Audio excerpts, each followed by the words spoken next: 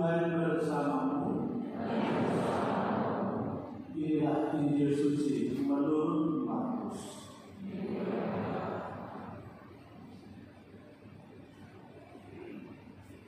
Sekali peristiwa ketika Yesus dan murid-muridnya masuk ke sebuah rumah, orang banyak datang lagi berkerumun, sehingga makan pun mereka tidak dapat. Waktu keluarganya mendengar hal itu, mereka datang dan mengambil Yesus, sebab kata mereka, Ia tidak waras lagi. Ada di Taurat yang datang dari Yerusalem berkata, Ia kerasukan Beelzebul. Ada juga yang berkata, dengan pemimpin setan yang mengusir setan.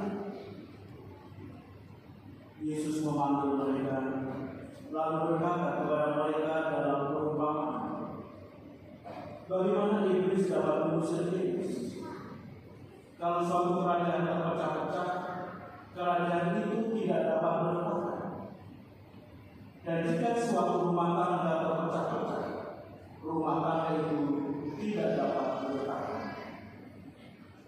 Demikianlah juga kalau iblis berontak melawan dirinya sendiri, dan kalau ia terbagi-bagi, ia tidak dapat bertahan. Malahan sudah tamatlah riwayatnya.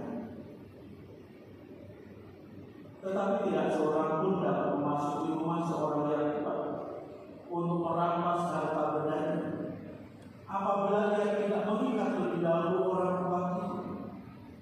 Sesudah itu, barulah ia dapat merampok rumah itu. Sesungguhnya aku berkata kepadamu, semua dosa dan hujat apapun yang diucapkan anak-anak manusia akan diampuni. Tetapi siapa saja yang menghujat Roh Kudus tidak mendapat ampun selama-lamanya. Ia bersalah karena berbuat dosa yang kekal. Yesus berkata demikian karena mereka mengatakan bahwa ia kerasukan roh jahat. Lalu datanglah ibu dan saudara-saudara Yesus. Sementara berdiri di luar, mereka menyuruh orang memanggil Yesus. Ada orang banyak duduk mengelilingi dia. Mereka berkata kepada Yesus, lihat, ibu dan saudara-saudaramu ada di luar dan berusaha menemui engkau. Jawab Yesus kepada mereka, siapakah ibu? Siapakah saudara-saudara? Yesus memandang orang-orang yang duduk di sekelilingnya itu dan berkata, inilah ibuku, inilah saudara-saudara. Siapa saja yang melakukan kehendak Allah, ialah saudaraku laki-laki, saudaraku perempuan, dan ibu. Demikianlah sabda Tuhan.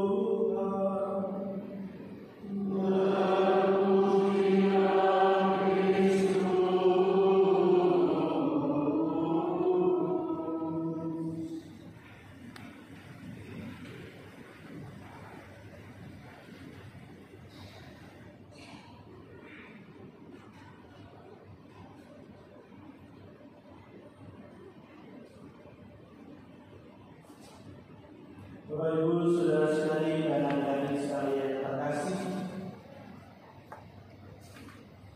hal yang baik itu tidak senantiasa diterima secara baik. Hal ini ternyata sudah ada sejak adanya manusia dan kemudian jatuh ke dalam dosa.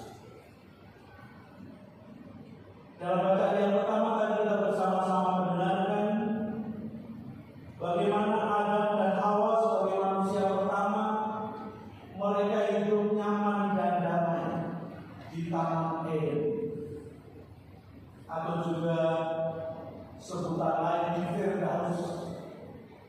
Ini adalah gambaran kehidupan yang sungguh-sungguh tenang dan damai, tanpa kecemasan, tanpa kekhawatiran. Dan ini juga menjadi suatu gambaran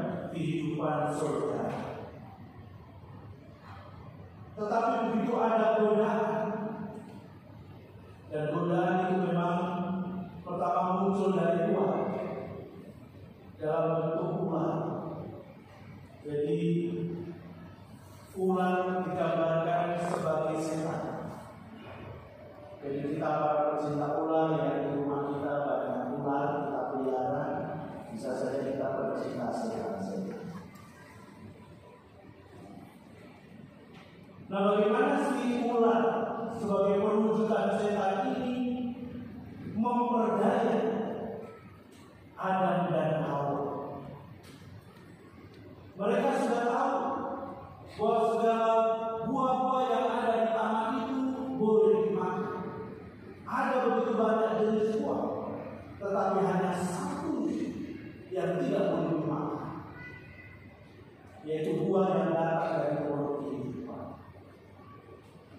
Dan sebenarnya juga ya tidak masalah sebenarnya, karena ada banyak jenis buah yang lain. Tapi itulah bagaimana godaan itu memperdayakan. Dan si setan itu menunjuk bahwa kalau kamu bisa makan buah ini, kamu akan sama dengan Tuhan. Lalu kemudian muncul kerinduan, keinginan dari manusia itu yang ingin sama dengan Tuhan. Lalu mereka tidak lagi berpikir lagi soal kesepakatan antara mereka dengan Tuhan, tapi yang dibedakan adalah keinginan pribadinya yang mau sama dengan Tuhan. Dan karena itu kemudian dimakanlah buah terlarang ini. Dan apa akibatnya setelah mereka makan buah terlarang itu? Yang tadinya mereka tidak ada perasaan apa-apa di antara mereka, yang nyaman dan damai, tidak ada kekhawatiran, tiba-tiba mereka merasa takut.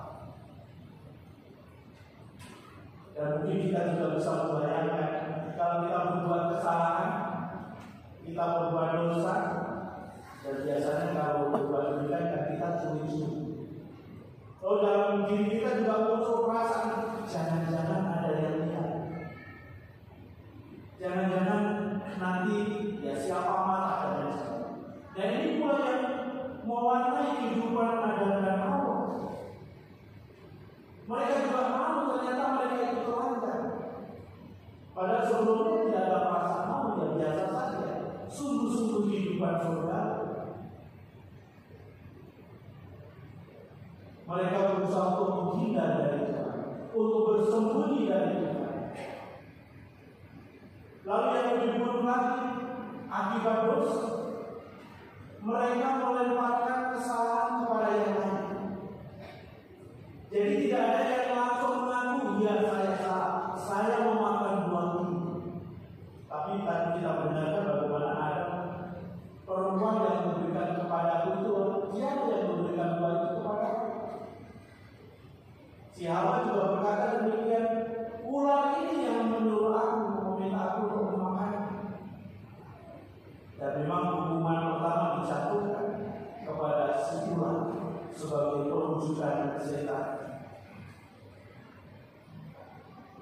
Sementara di dalam bacaan Injil, kita juga mendengarkan bagaimana Tuhan Yesus memberikan pengajaran-pengajaran dan penyembuhan.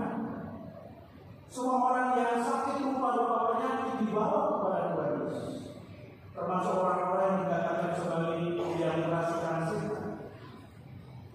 Yesus bersama dengan para murid begitu sibuk, sehingga tadi digambarkan mereka untuk makan pun tidak sempat. Tetapi toh ada juga orang-orang yang tidak menerima secara baik apa yang dilakukan oleh Tuhan Yesus ini. Jelas apa yang dilakukan Tuhan Yesus, apalagi orang-orang yang disembuhkan, itu sungguh sangat baik, dan mereka sangat berterima kasih atas tindakan Tuhan Yesus ini.